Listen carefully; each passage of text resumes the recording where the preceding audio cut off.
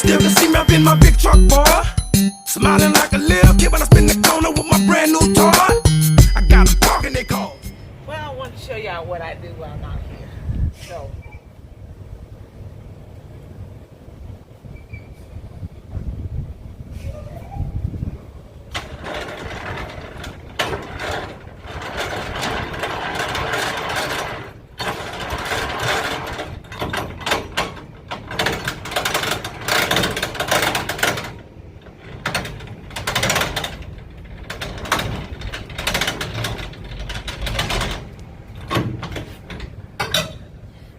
basically just lower the landing gear on the truck. I'm going to show you the next part, what I do.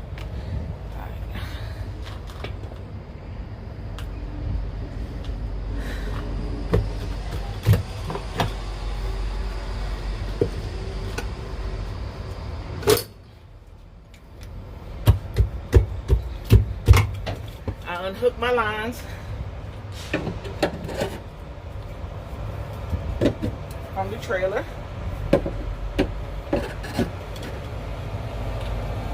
So that's what you do. You have your air brakes, your service line, your lights. So basically I'm unhooking all that stuff from my trailer and everything. I already unhooked the kingpin. So the kingpin is already unlocked. So now the only thing we got to do now is move away from the truck now. So this is how you do uncoupling from a tractor from a trailer. So you have to unhook all of this right here, lower the landing gear down, and pull your pin around the kingpin. So let's go on the inside. So basically, I just unhooked from my tractor. So now I am going to go and do my paperwork and find out exactly what is what. I'm really not going that fast in my truck right now. So just bear with me, I will be back. Sorry about that. I had to go in the office. So now I'm getting out the truck. I have my trailer. Woo!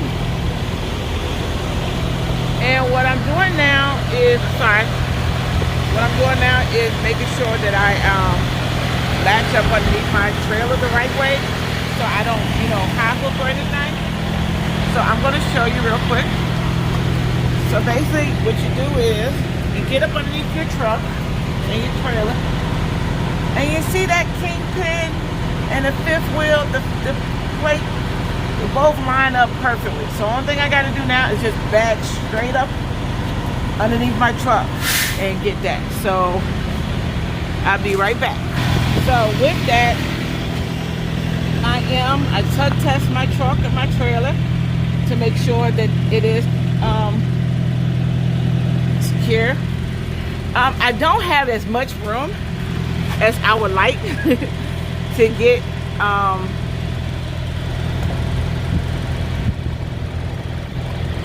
so y'all can really see me, but I'm getting ready to get to this landing gear real quick, so y'all bear with me. I'm trying to put it where y'all can see me.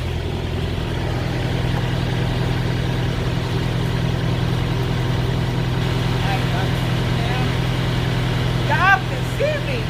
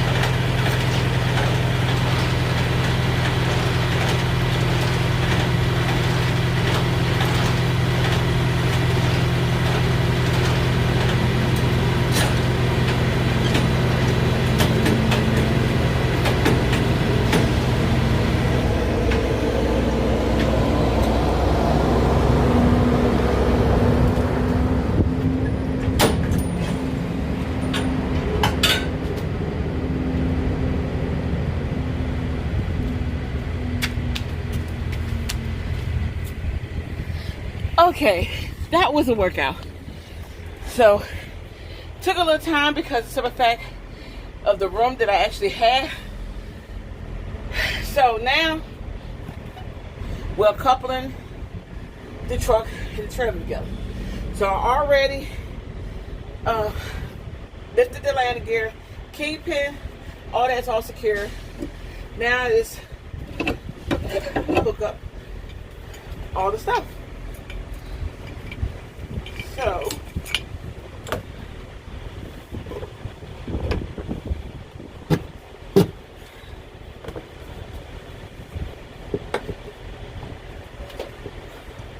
mostly I think truck driving is all about just driving the truck. It's not. So you have stuff like this that you have to do to be able to get the load going. So all that is secure now. So all we do now is go back in the truck and make sure I got the right trailer. Temperature set on there. So now we're gonna get in here and do the other part, which is the paperwork. So yes, I have my little selfie stick to help me out.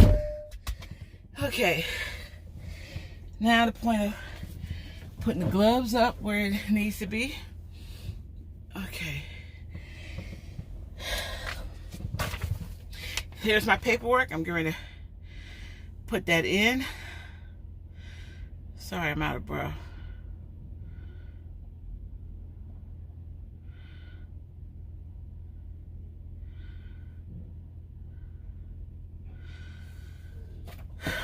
Roll the window down just a little.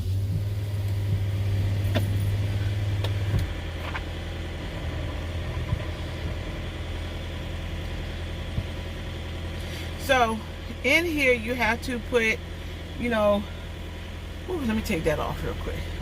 You have to put, you know, your truck information in here. And this is what basically is the bill.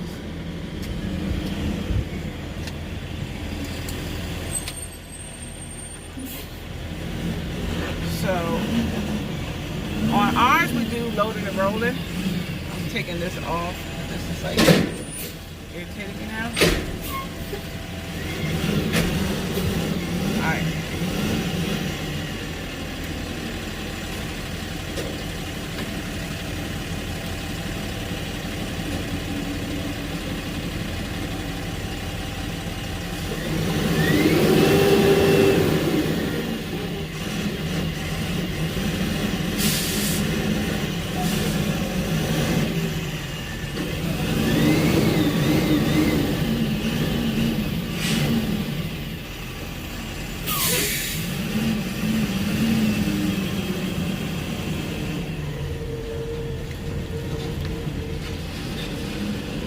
So I'm almost done. So now it's asking me for the weight. And we are like 43,000, basically 44,000 pounds heavy.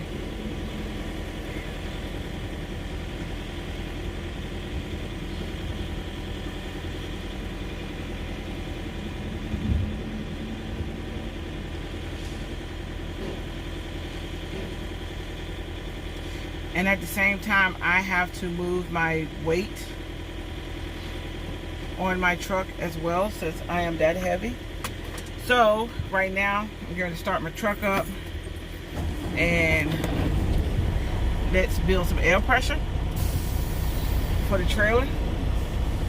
Sorry I look crazy. I mean, this truck's sweating right now. And then we're going to pull up a little bit, and then we're going to pull up a little bit, and then we're going to adjust the tandems on the truck. So hold 1 minute. So now I am in the bay in the truck stop. As I was saying before I was interrupted, I am sitting in the bay, still at the TA, just waiting on them to come and work on my truck. Well, not my truck, it's a trailer, so I can get going.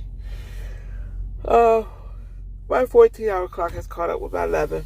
So I am just chilling here right now. I'm kind of a bit tired.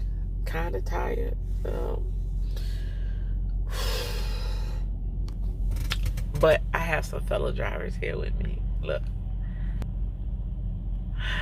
There goes Steven's truck over there. And then once Swift move out the way, you can see there's another Steven truck over there.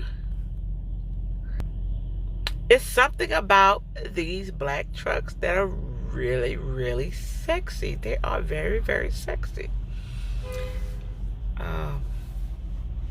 So other than that, I'm just sitting here waiting. I'm going to drive. I don't know how far, but I'm going to drive. Excuse me, I might drive all the way there. And then take my break, or I might drive halfway or something. I don't know yet.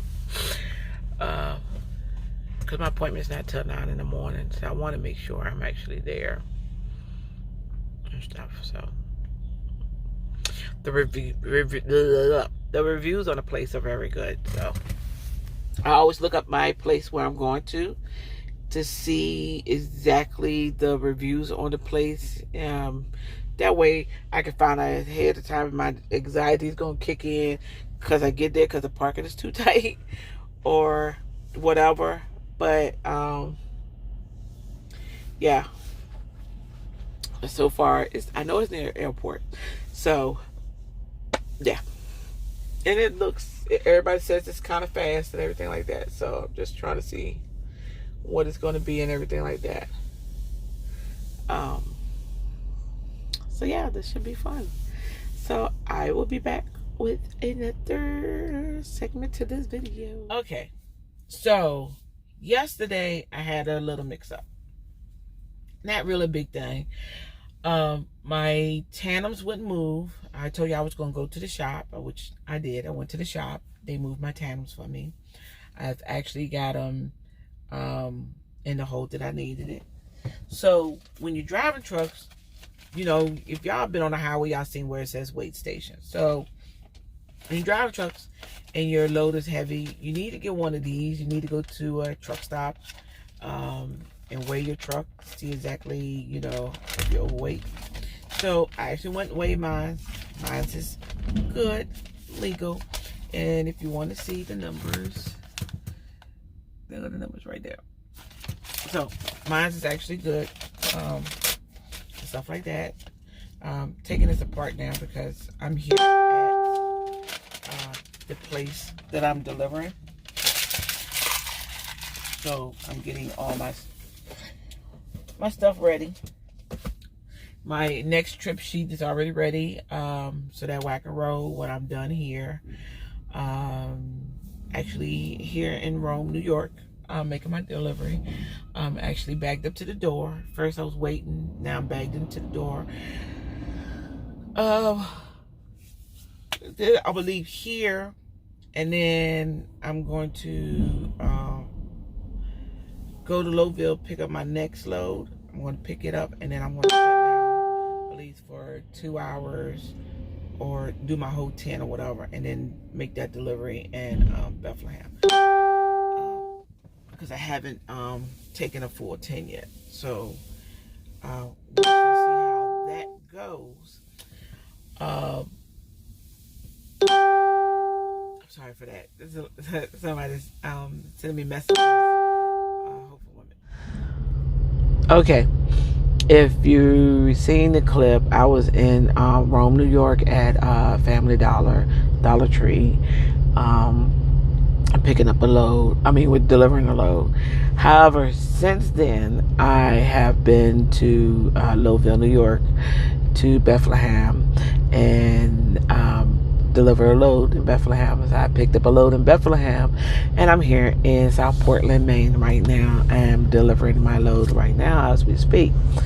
After I deliver this load right here, I am actually going to take a 10, maybe a 34. I don't know quite yet. I know I am getting a shower because I've been running to the point that I just haven't had a chance to stop. I've been so tired because I have done an A2 here, A2 there, and by the time I'm tired. So I'm going to, after this load, I'm going to a TA, and I'm going to shower, get myself all beautified, and we're going to have a talk about some things, things I really want to talk to y'all about, especially when it comes to training, being on the road and everything like that. Yes, as you see, I have a mic now. I don't have to use my phone. We're going to talk about training. We're going to talk about life on the road. We're going to hit a lot of different things, and this might be broken up into like different little segments. So, so I'll be right back. Okay, I want to talk about life on the road as a truck driver. It's not easy being a truck driver, especially right now with this this coronavirus going on right now. It is not easy being a truck driver. It wasn't easy being a truck driver before the coronavirus. Would I say that is because now we have to, some states are mandated that we wear the mask and everything. Going inside shipper receivers, building, business, wherever you're going. Like in New York or in Pennsylvania, we have to wear them when we outside our trucks. When we go into the stores, we have to wear them. Now, with that being said, there are some places that will provide us porta potties to actually use the restroom. Then there are some places that will still allow us to come inside their facility and use the restroom, especially if their restroom is like separated from the employees where they use the restroom at. Some of us will still allow us to actually have a place where the truckers actually use the restroom versus where their employees use the restroom. Some of them will still allow us to utilize those restrooms. However, speaking of restroom, you might get to a shipper or receiver that does not have a restroom for you to use. What do you do?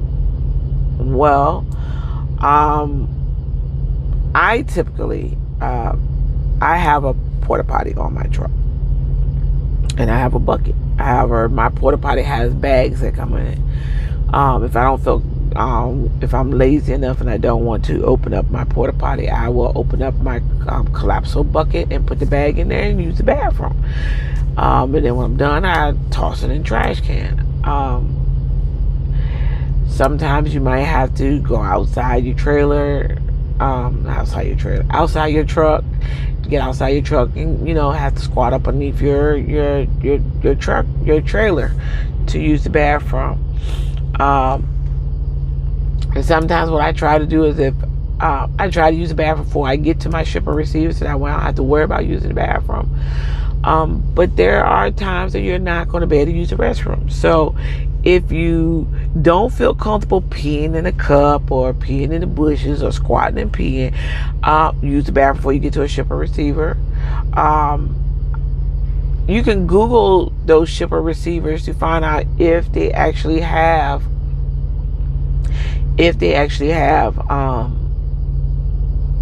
on-site parking, if they have restrooms for drivers. You need to do all of that before you get to your shipper and receiver, so that way you can plan ahead and plan accordingly.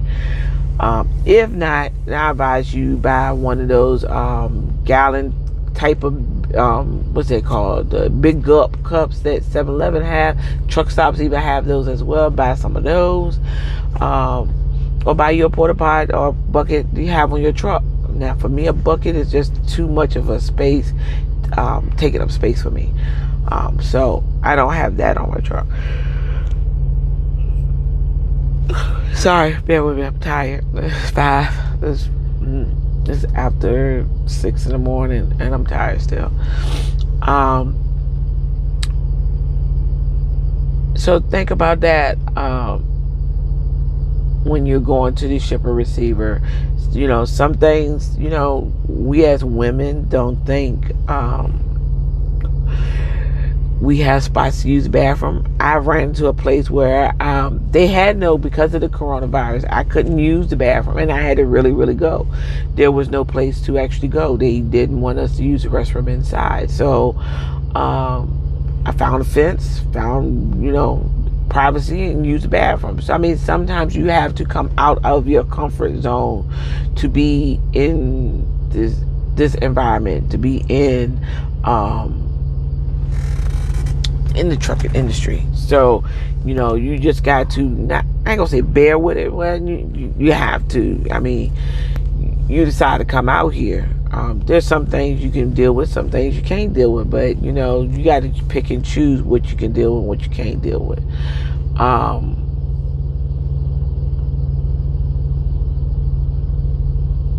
That's that.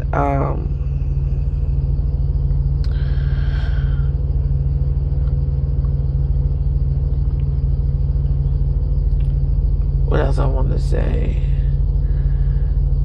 I can't remember what else I want to say.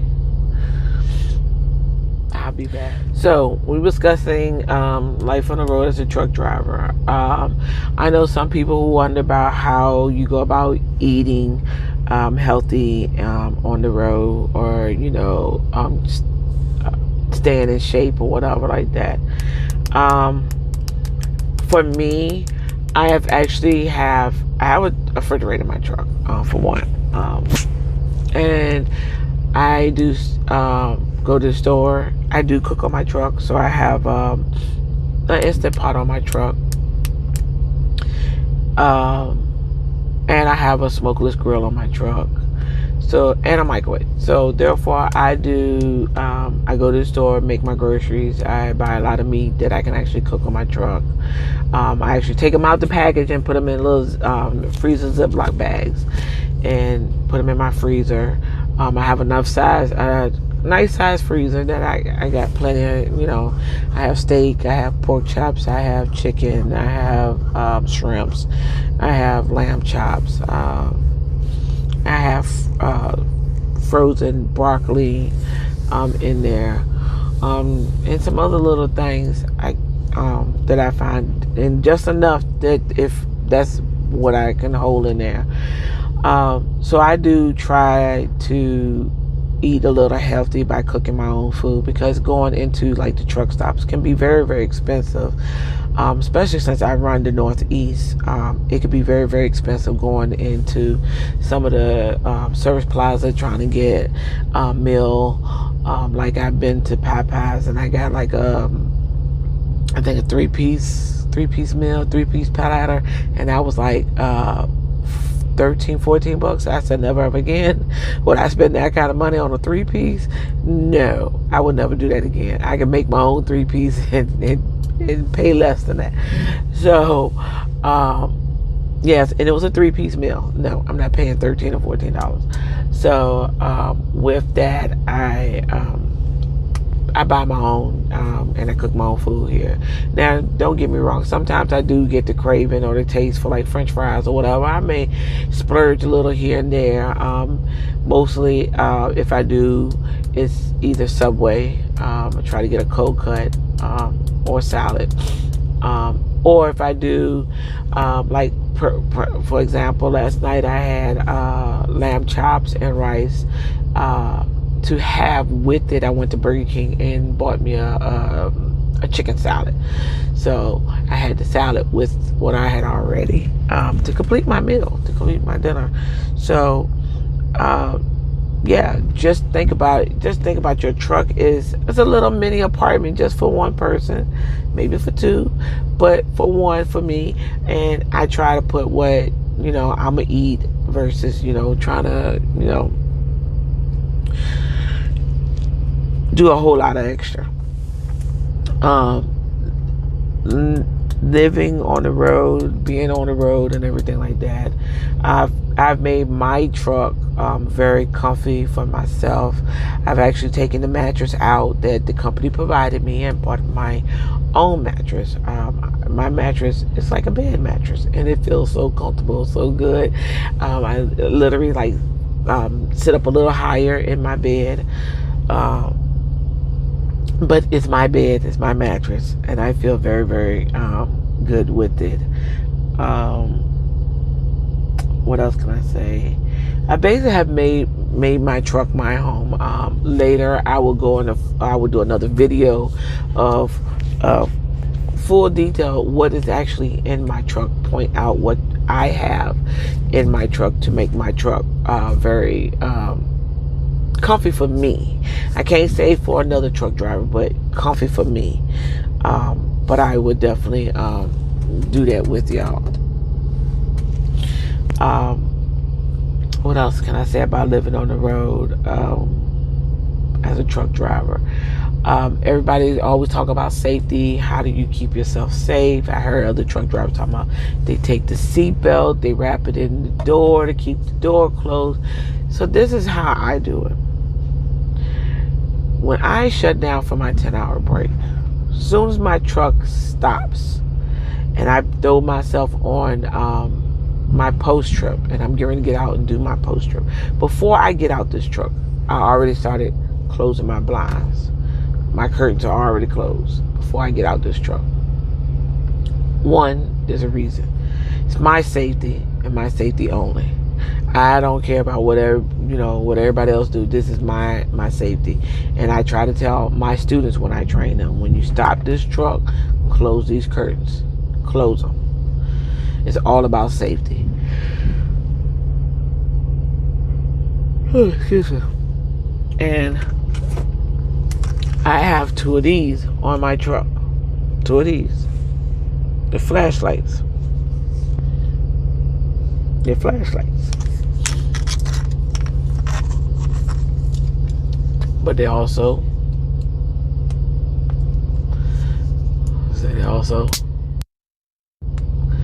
so yeah, the one you didn't hear has to be charged back. So both of them needs to be charged, and I will probably charge them later. But I have those as well as my head protection when I'm on the truck. If I'm in an area where I don't feel comfortable at, there's one sleep bags there with me. When I'm out doing my PTI in the morning, or my post trip at night, I have that with me as well. Our meat locks that the company give us, I utilize that. So if I'm out and I have to put that meat lock on and somebody runs up on me, I'm going to tell you just like this. That meat lock, I'm going to knock the heck out of somebody with that meat lock, because that meat lock is so heavy. That will become a weapon. So I utilize that when I'm out. Putting that on, that is my other safety thing. Especially we're supposed to use our meat lock at all times when we are hauling our loads. But I have my flashlight. So I have family members ask me about, well, why don't you carry a gun? Why don't you take your gun with you? Well, my company does not allow guns in the vehicles. I've heard a lot of people talking about they carry. My whole thing about that is with carrying is, granted, if somebody comes in and attacks you and you grab your weapon to shoot them, however, that bullet has no name on it, and these trucks are not as they thick, but they're not as thick. A bullet goes through the door or through the wall and hits another driver. Now you are at fault, because you just shot another person. Not only did you just try to shoot the suspect, but you also shot another driver. So that is my reason why I won't bring my weapon with me on the truck. And plus, it's against company policy. And then plus, I've seen it at shippers and receivers who doesn't allow weapons on their property. So my thing is, find another better way to protect yourself while you out here on the road. Because to me, I'm not risking my life or get myself put behind bars because an intruder came into my truck and I fired and I missed that person and that bullet hit somebody else. You're still at fault. It's still your fault, your weapon, your bullet. So, I mean, keep that in mind. Everybody has their own preference. Everybody has their own say about that. That's just me personally. Being in law enforcement. I ain't gonna say I was a police officer, but I was a correctional officer, so I know a little bit about the law, and I did take up criminal justice. So also learn about the laws of each state when it comes to weapons. Even if you have a license to carry, some states are not reciprocal of your state carry concealed weapons license. So make sure you remember that, because New York does not play when it comes to that. So keep that in mind when you talk about your safety. What else can I say about living out on the road? Some want to know since I'm a female, how do I go about, trying to get my hair done, my nails done, pedicure? Well, what I normally do is, if I can normally I go to Walmart and just let them wash and blow dry my hair and flat out. That's about all I let them do, because I do have a beautician at home. She's very, very picky. So I will get my hair washed and whatever out on the road at Walmart, and then I will go home. Whenever I go home, I'll let my beautician do my hair and everything like that. So while I'm out on the road, I'm washing my hair. I may wash my hair once, but then I may go to a salon and let them wash it and everything. But I do that. If I can find a nail salon in a Walmart or close to a Walmart, I'll get my nails done and stuff done there. I'm not very that picky. I am picky, but not that picky. I do what I got to do to keep myself looking beautiful, feeling beautiful.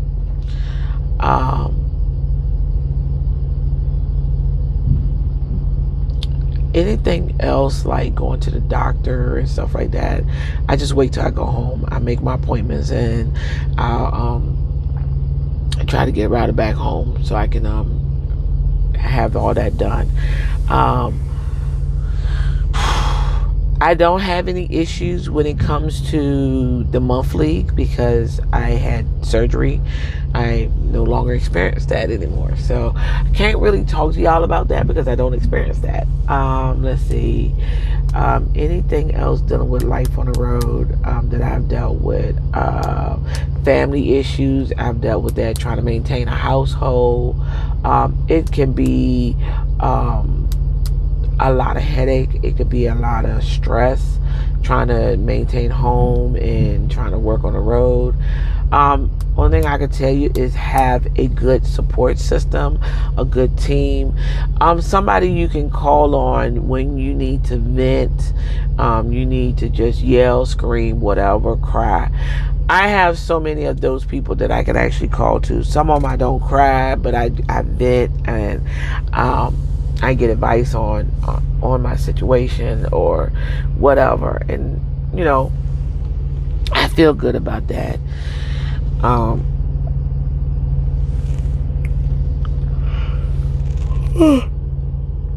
Excuse me, I think I told you I'm tight.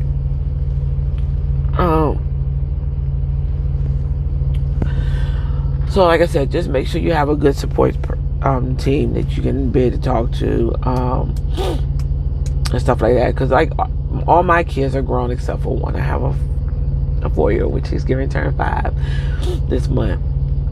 So make sure you have a very good team at home that can help you out, who can understand. Sometimes you don't want to come home because it's just too much stress. It's too much.